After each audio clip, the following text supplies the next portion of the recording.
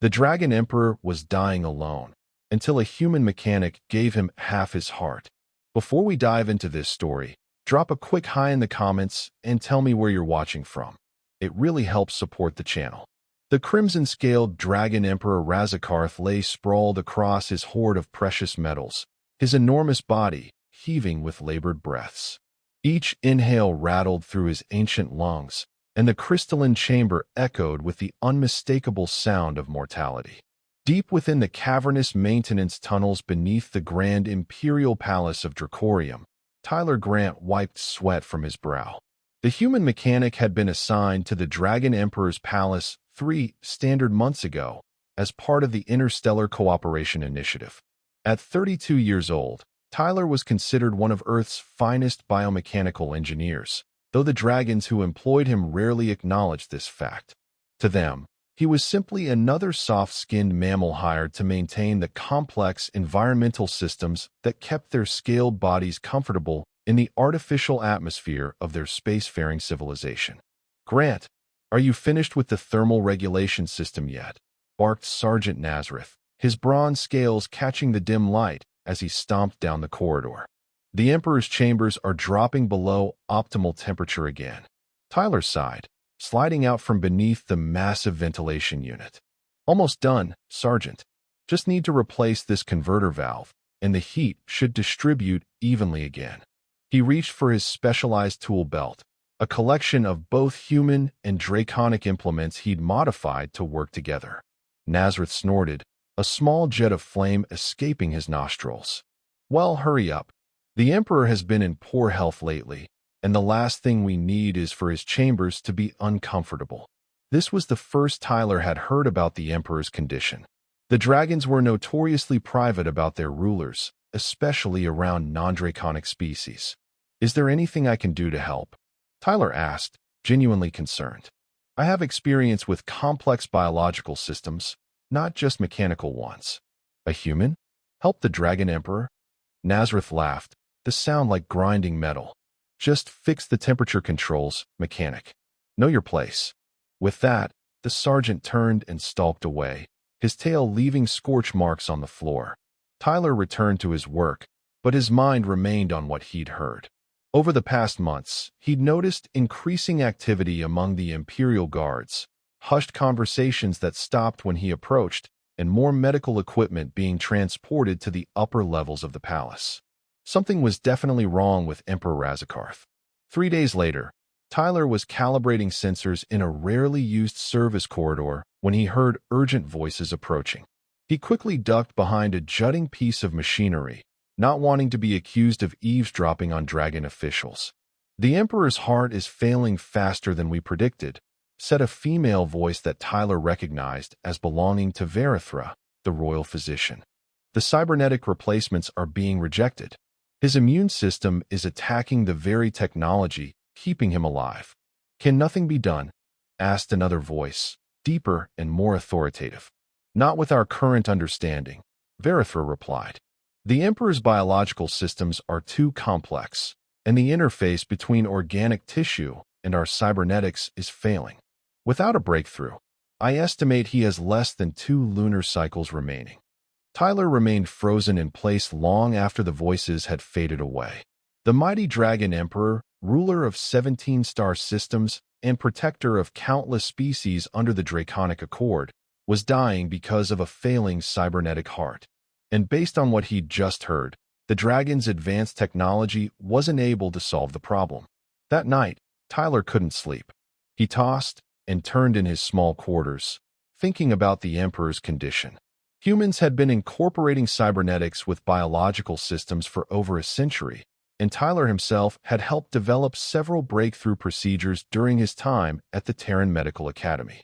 Perhaps human technology, while considered primitive by dragon standards, might approach the problem differently enough to offer a solution. The next morning, Tyler made a decision that would either get him fired or worse. He accessed the palace's technical database using his maintenance credentials and began researching draconic physiology. Most of the detailed medical information was restricted, but he could access enough general knowledge to start forming a theory. Dragons, unlike humans, had a dual-chambered heart with specialized sections for processing both oxygen and the energy-rich gases they consumed to produce their flame. The Emperor's cybernetic heart replacement was struggling to maintain the delicate balance between these systems, and the dragon immune response was attacking the foreign materials. Tyler spent his off hours for the next week developing a possible solution. If he couldn't convince the dragons to listen to him directly, he would need to create a working prototype that demonstrated his concept. Using parts salvaged from various repair jobs and components he'd brought from Earth, he constructed a miniature model of his proposed biocompatible interface.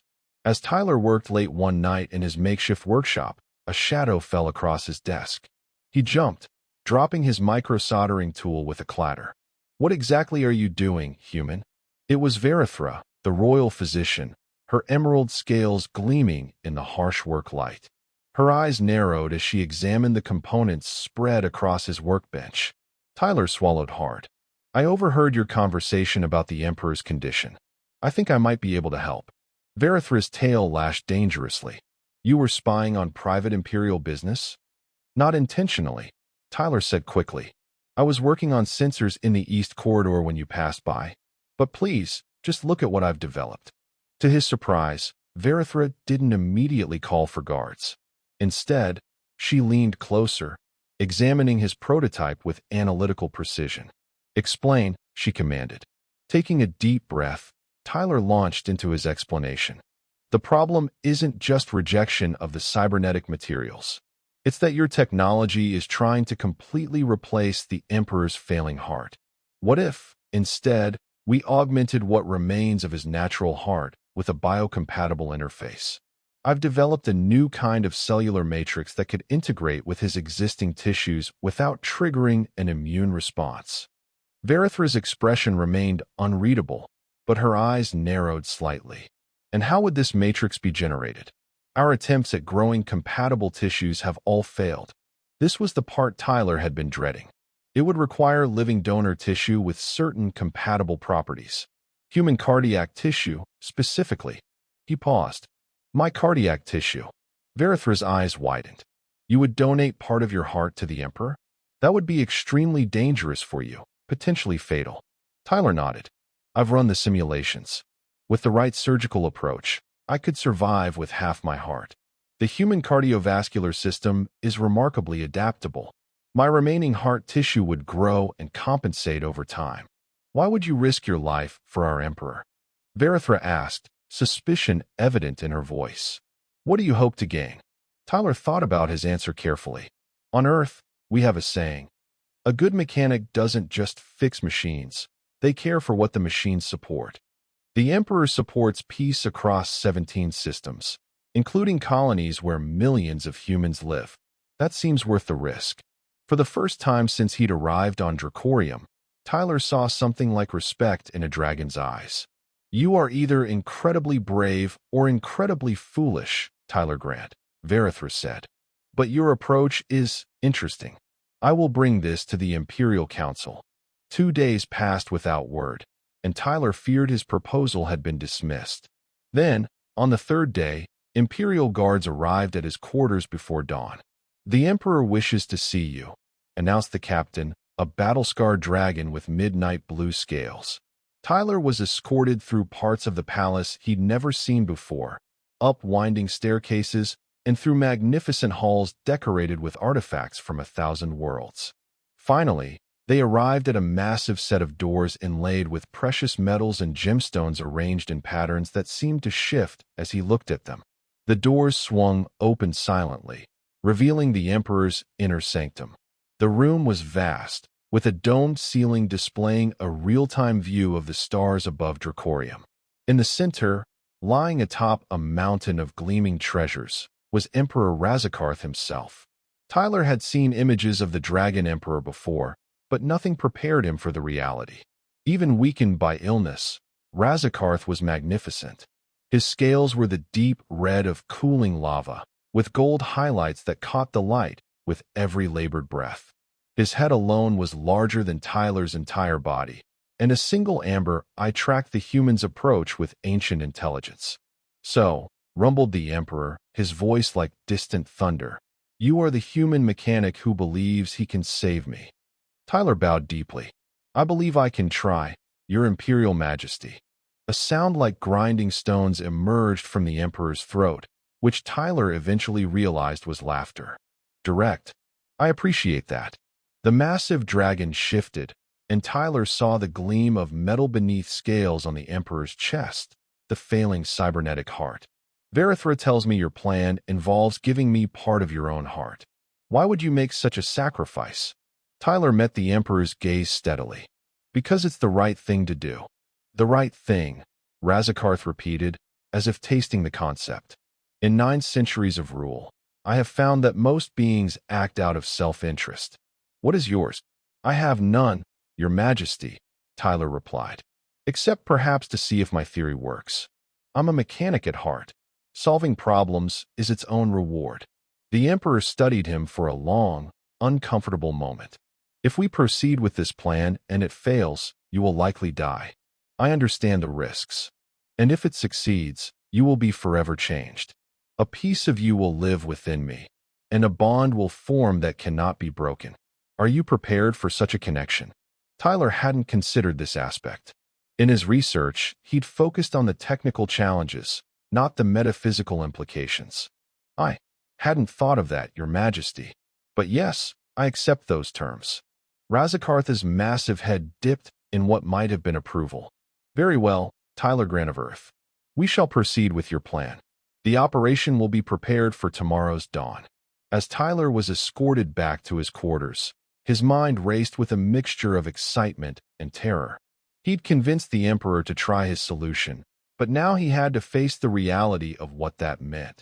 Tomorrow, surgeons would remove half his heart and place it within the body of the most powerful being in this sector of the galaxy.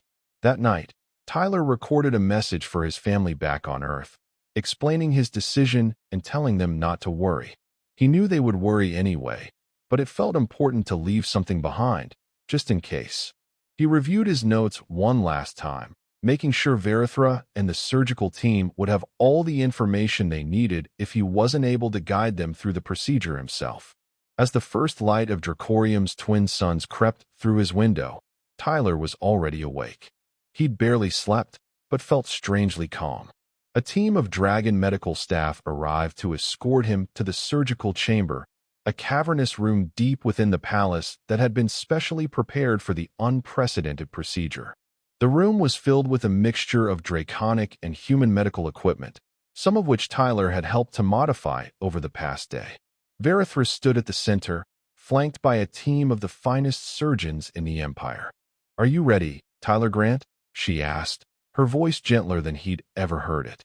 Tyler nodded, looking at the massive surgical platform where Emperor Razakarth already lay sedated, his enormous chest rising and falling slowly. I'm ready. As the anesthesia took hold, Tyler's last conscious thought was that, whatever happened next, he'd followed his heart, literally, and he had no regrets. Tyler dreamed of flying, not in an aircraft, but on his own wings, soaring through clouds and diving between mountain peaks. He felt powerful, ancient, wise beyond human comprehension. He breathed fire that didn't burn but healed, restoring life to barren landscapes. And somewhere, deep within this dream, he felt another presence, watching, wondering, gradually understanding. When Tyler finally awoke, his first sensation was pain, a deep, persistent ache in his chest that pulsed with each heartbeat.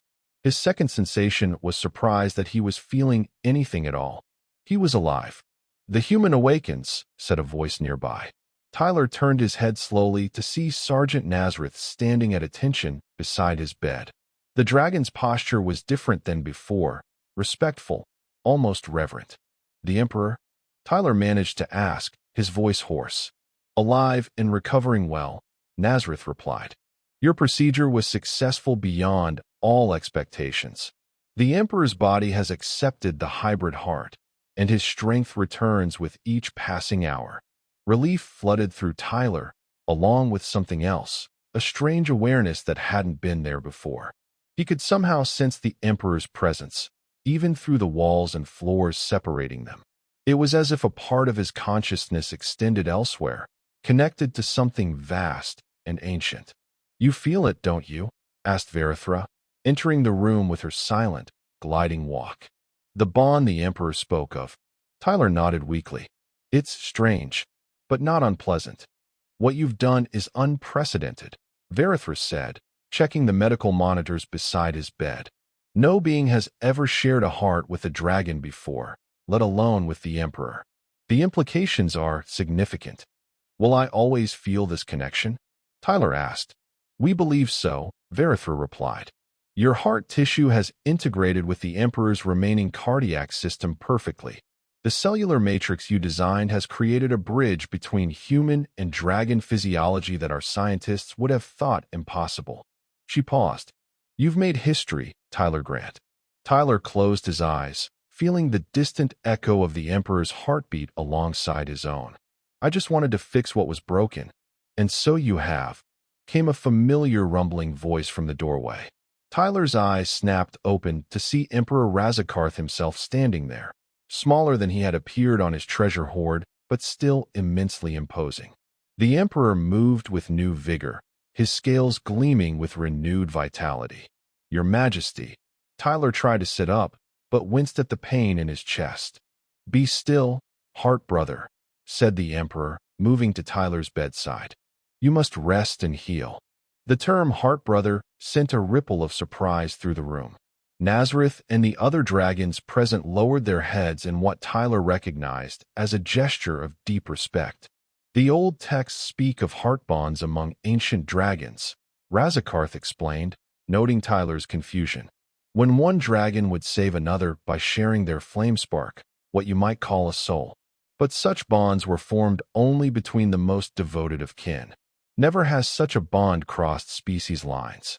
The Emperor's massive head lowered until his eye was level with Tyler's. "And yet, here we are." "I don't understand what this means," Tyler admitted. "It means," said the Emperor, "that you are no longer just a mechanic in my palace. You are bound to me, as I am to you. Through your sacrifice, you have become part of the imperial lineage." Tyler blinked in shock. "But I'm human. I can't be part of dragon royalty." Razakarth made that grinding laugh again. "Can't you? Already the bond reshapes us both. Haven't you noticed your dreams? Your new awareness? These are dragon traits awakening within you, just as I find myself experiencing curiosity and compassion in ways I never have before." It was true, Tyler realized. Since waking, colors seemed more vivid, sense more complex. And there was a well of knowledge at the edge of his consciousness. Memories that weren't his own, yet somehow were becoming accessible to him. "What happens now?" Tyler asked, overwhelmed by the implications. "Now," said Emperor Razakarth, "we both heal. And then, heart brother, we will reshape the stars together." 3 weeks after the groundbreaking surgery, Tyler stood on a balcony overlooking the vast capital city of Dracorium. His recovery had been remarkably swift, thanks in part to the advanced medical technology of the dragons, and in part to the strange new vitality he felt flowing through his veins. The ache in his chest had faded to a dull throb that he noticed only when he exerted himself too much. "Admiring the view, heart brother?" Emperor Razakarth landed gracefully on the wide balcony, his massive wings folding against his sides. Since the surgery, the Emperor had taken to flying daily, reveling in his restored strength. "It's beautiful," Tyler admitted, gazing at the crystalline spires and sweeping arches of the dragon architecture, all glittering in the light of the setting twin suns. "I never saw much of the city before. Maintenance tunnels aren't known for their scenic vistas." Razakarth made a sound that Tyler now recognized as amusement. Over the past weeks, the bond between them had deepened. Tyler could sense the Emperor's emotions, sometimes even glimpse his thoughts, and he knew Razakarth experienced the same connection to him. "You will see much more than the city soon," the Emperor said. "The Imperial Council meets tomorrow to discuss your new position." Tyler turned to face his heart brother. "New position? I thought I'd go back to being a mechanic once we were both recovered." The Emperor's amber eyes regarded him with something like fondness. "You cannot return to your former life," Tyler, surely you understand this. What we have done has no precedent. You carry dragon blood now, and I carry human compassion. We are both changed. It was true. Tyler had noticed the physical changes in himself. His reflexes were faster, his senses sharper. His eyes, once dark brown, now held flecks of amber that glowed faintly in dim light. And there were other changes too, an awareness of history and politics that came from the Emperor's 9 centuries of memories gradually integrating with his own. What does the Council have in mind? Tyler asked cautiously. They will name you Imperial Consul to Earth and its colonies, Razakarth said. You will be my voice among your people, and their voice to me. The bond we share will ensure that neither of our species can ever again claim ignorance of the other's needs or intentions. Tyler leaned against the balcony railing, processing this information. 6 months ago, he had been a mechanic on Earth, taking a job in alien space for the adventure and the excellent pay. Now he was about to become one of the most important diplomats in human history. What if I'm not ready for that kind of responsibility? He asked. Razakarth lowered his massive head until it was level with Tyler's. You gave half your heart to save a dying dragon you barely knew. I think you are more ready than you realize. Before Tyler could respond, a bronze-scaled guard appeared at the balcony entrance and bowed deeply. Your Imperial Majesty, Imperial Consul Grant, forgive the interruption. An urgent communication has arrived from the Craxian border. The situation requires your immediate attention. Tyler raised an eyebrow at being addressed as Imperial Consul before his appointment was even official, but the Emperor merely nodded. We will attend to it at once. As they followed the guard to the Imperial Communication Chamber, Tyler felt tension radiating through their bond. The Craxians, Razakarth explained mentally, using their connection to speak privately. A warrior species from the outer systems. They have been testing our borders for decades, searching for weakness. The communication chamber was filled with dragon officials when they arrived. On a massive holographic display floated the image of a Craxian warship, a jagged, asymmetrical construction that resembled a metallic predator. Smaller images showed damaged dragon outposts and defensive stations. The attack began 6 hours ago, reported Admiral Kethris, the head of Imperial Defense. 3 outposts destroyed, 2 heavily damaged. The Craxians have penetrated deeper into Imperial space than ever before. Casualties? Razakarth demanded. Minimal, Your Majesty. Most stations were evacuated in time. But the Craxians are advancing toward the Terran colonial sector. If they continue on their current trajectory, the human settlements on Proxima Centauri will be directly in their path. Tyler felt a chill run through him. Proxima Centauri housed nearly 2 million human colonists. If the Craxians attack there, they're testing me, Razakarth said, his voice a low growl. They've heard rumors of my illness and are probing for weakness. We must respond with overwhelming force. The council members nodded in agreement, but Tyler felt uneasy. Through their bond, he sensed the Emperor's anger building, a fiery rage that threatened to consume all rational thought. Wait, Tyler said, then immediately regretted speaking as all eyes in the room turned to him. Dragon protocol dictated that no one interrupt the Emperor, but Tyler pressed on. What do we know about why the Craxians are attacking now, specifically? Admiral Kethris gave him a withering look. They attack because they are Craxians. It is their nature to conquer and destroy.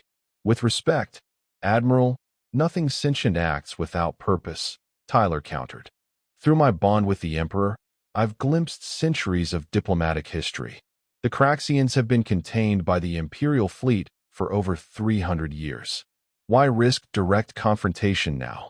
Razakarth's initial anger cooled slightly as he considered Tyler's words. What are you suggesting, Heartbrother? Tyler approached the holographic display, studying the Craxian ships and their flight patterns. Something about their formation tickled at his memory, not his own, but one of the Emperor's that had transferred through their bond. These attack patterns, Tyler said slowly. They're similar to the Vistarian border dispute of 529 Imperial Standard. The Craxians aren't actually trying to invade. They're creating a diversion. Admiral Kethris scoffed. A diversion for what purpose? Tyler pointed to a sector of space seemingly untouched by the conflict. What's located here, approximately 6 light-years from the nearest attack? A Dragon communications officer checked her console. The Nexus Relay Station, a major communications hub for the entire quadrant. And if that station were compromised, Tyler continued, what would happen?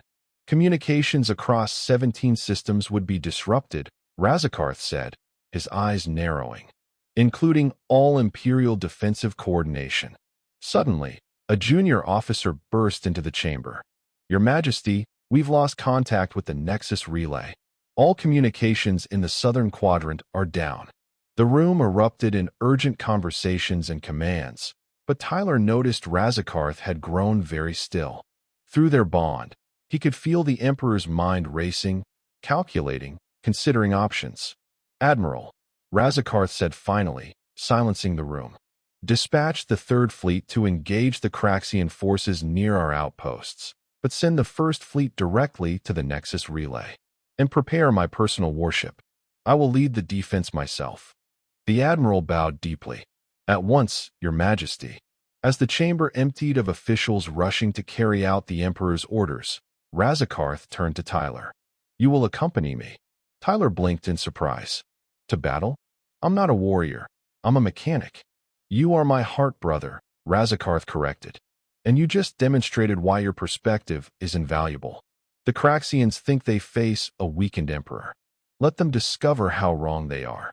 6 hours later, Tyler found himself aboard the Emperor's personal warship, a magnificent vessel named Flame of Eternity. Unlike the utilitarian military vessels of the Imperial fleet, the Emperor's ship combined deadly efficiency with breathtaking artistry.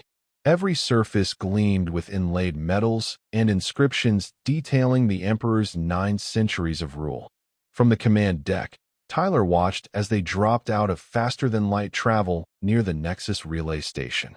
The massive communications hub, a sprawling complex of interconnected rings and spheres, was surrounded by Craxian warships. The station itself appeared intact, but its defensive systems were offline. They haven't destroyed it, Tyler observed. They're trying to capture it. Razakarth nodded. The Nexus contains the accumulated knowledge of 17 systems. In the wrong hands, it would be a devastating intelligence advantage. The Emperor turned to his communications officer. Signal the First Fleet. We engage in 5 minutes. And open a channel to the Craxian command ship. A moment later, the holographic display flickered to life, revealing the face of a Craxian war leader. The alien was insectoid in appearance, with a chitinous exoskeleton and compound eyes that reflected the light in faceted patterns. Multiple limbs moved constantly, manipulating controls out of view. Emperor Razakarth, the Craxian said, its translator converting the clicking speech to standard galactic language. Rumors of your demise were clearly exaggerated. War leader Vextal, Razakarth replied coolly. You violate Imperial space and attack Imperial property. Withdraw immediately or face annihilation. The Craxian's mandibles clicked in what might have been amusement. Bold words from a dying ruler. Our intelligence suggests your health fails you, Emperor. The Draconic Empire grows weak under your infirm guidance. It is time for stronger claws to grasp the reins of power. Tyler felt a surge of anger through his bond with Razakarth, but also something else, strategic calculation. The Emperor was allowing the Craxian to believe its intelligence was accurate. If you believe me weak, then face me directly, Razakarth challenged. Single combat, as in the old traditions. Your flagship against mine. The victor claims the Nexus. The Craxian war leader's compound eyes flickered, clearly surprised by the offer. You would risk everything on single combat? Interesting. Perhaps you are not as cautious in your old age as we believed. Do you accept, or do you fear facing a dying ruler? Razakarth pressed. After a moment's hesitation, the Craxian responded. I accept. 1 vessel against 1 vessel. No interference from our respective fleets. As the communication ended, Tyler turned to Razakarth in alarm. Single combat? Their warships are built specifically for aggression. This vessel, while impressive, is primarily diplomatic. Razakarth's mouth curved in what Tyler now recognized as a draconic smile. This ship has hidden capabilities, Heartbrother. And more importantly, it has us. Before Tyler could ask what the Emperor meant, Razakarth placed a clawed hand on his shoulder. The Craxians believe I am weakened, dying. Let them continue to think so. Their overconfidence will be their downfall. The Emperor led Tyler to a chamber he hadn't seen before, deep within the ship. At the center stood a crystalline platform with 2 stations, one sized for a dragon, one for a human. This is the heart of the flame, Razakarth explained.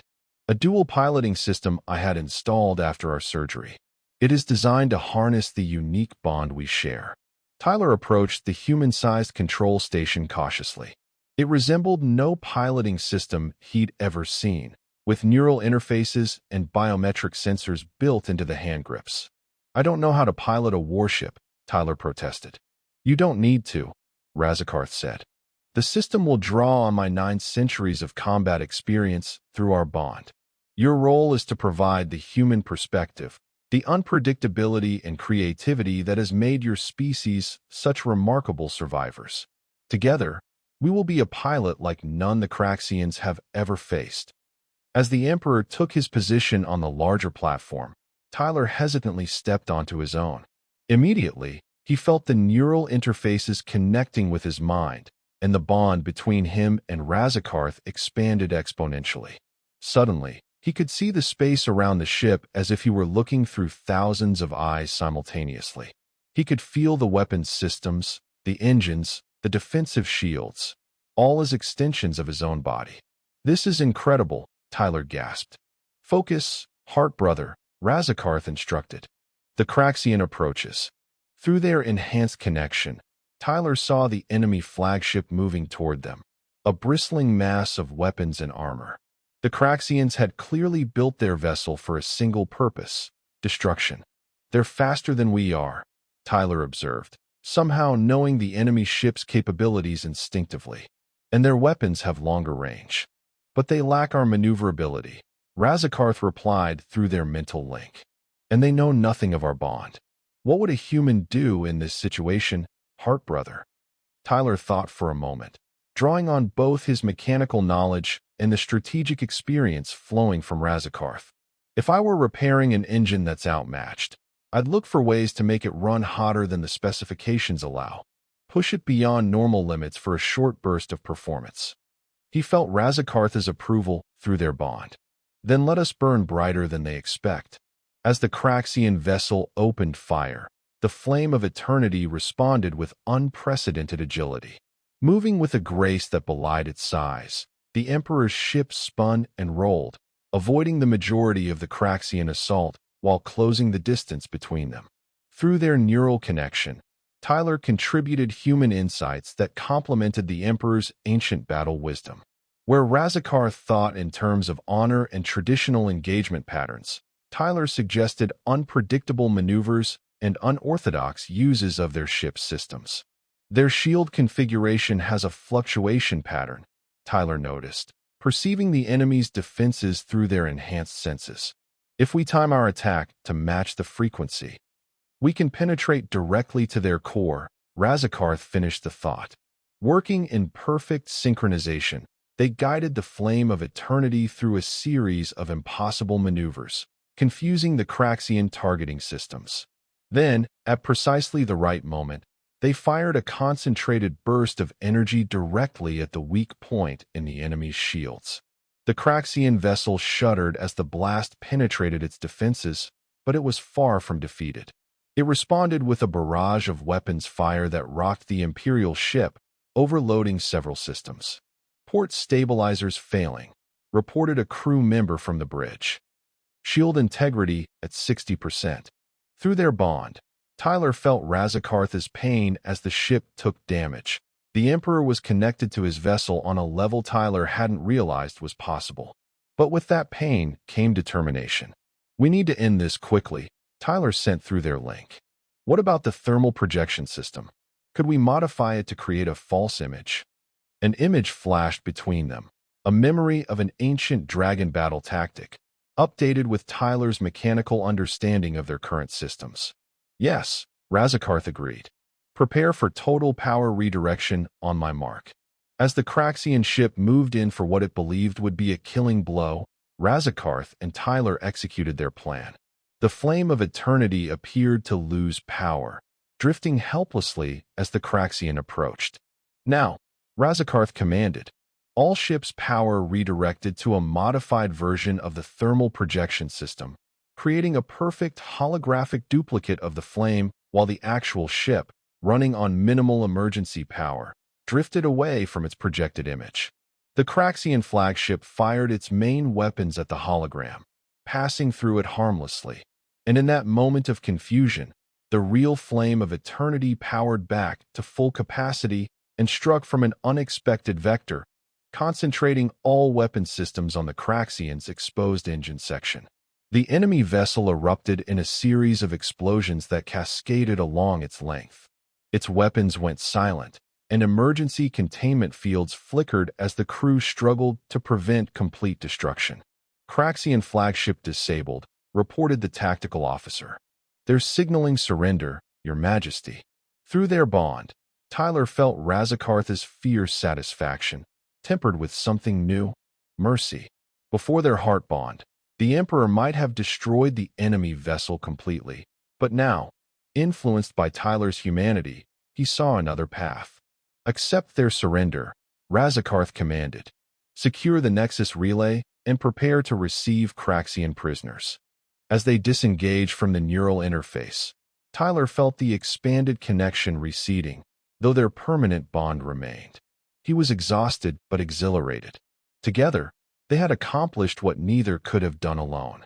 We did it, Tyler said, his legs wobbly as he stepped off the platform. Indeed, heart brother, Razakarth replied, his amber eyes gleaming with pride. You fought well. I didn't fight at all, Tyler protested. I just suggested things. Sometimes the greatest battles are won with wisdom rather than weapons, the Emperor said. Your human perspective saw what centuries of draconic tradition blinded me to. This victory belongs to both of us. In the days that followed, news of the Emperor's triumphant defense of the Nexus relay spread throughout the 17 systems. The story grew with each telling. How the Emperor, thought to be dying, had emerged stronger than ever with a human heart-brother at his side. How together they had defeated the Craxian threat not through overwhelming force, but through innovation and unexpected strategy. When Tyler was officially installed as Imperial Consul to Earth and its colonies, representatives from every species under the Draconic Accord attended the ceremony. Even the Craxians sent a delegation, their defeat having earned them a strange new respect for the Dragon-Human Alliance. As Tyler stood before the assembled dignitaries, wearing ceremonial robes that accommodated both his human form and the subtle draconic features he had begun to develop, he caught sight of his reflection in a polished wall panel. His eyes now glowed with the same amber light as Razakarth's, and faint scale patterns had begun to emerge along his forearms. He was neither fully human nor dragon, but something new, a bridge between worlds. Emperor Razakarth placed a ceremonial medallion around Tyler's neck, the metal warm against his skin. Tyler Grant of Earth, heart brother to the throne, I name you Imperial Consul and voice of humanity within the Draconic Accord. May your wisdom guide us to new understanding between our peoples. As Tyler accepted the honor, he felt something shift in their bond. The Emperor was sharing not just thoughts but a vision, a future where humans and dragons work together as equals, their complementary strengths creating a peace more lasting than either could achieve alone. Thank you, Your Majesty, Tyler said formally, then added through their private bond, heart brother. Razakarth's answering surge of affection and pride was felt by Tyler alone. The once-dying Dragon Emperor had found not just healing, but renewal through an unlikely connection with a human mechanic who had simply wanted to fix what was broken. Together, they would forge a new path among the stars. And that was the end of the story. If you listened all the way to here, don't forget to leave feedback about what you thought of the story in the comments, whether positive or negative. Your feedback helps us improve. Also, leave your like and subscribe to the channel for more stories like this one. And I'll leave here on the screen another video that I'm sure you'll like. Big hug, and see you in the next story.